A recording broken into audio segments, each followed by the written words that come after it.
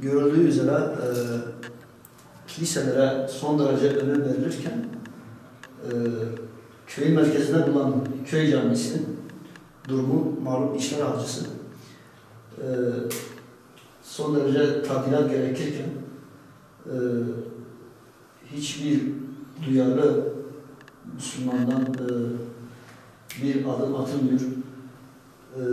Gerekse devlet tarafından, gerekse millet tarafından dediğim gibi hiçbir önem verilmiyor.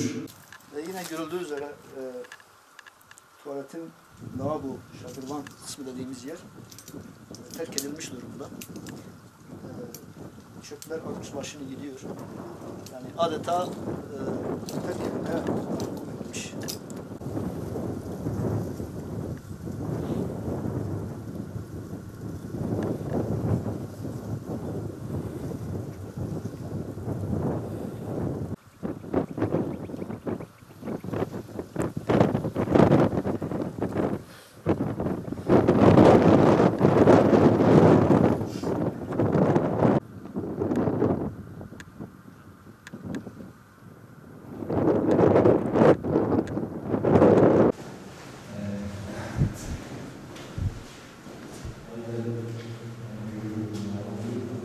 Oturma odası ya da bir malzeme odası gibi bir şey olmalı. Bunlar da lavabodur. Lavabo ihtiyaçları. Burası da 3-4 tane odadır. Orada bir lavabo var. Orada bir oturma salonu var.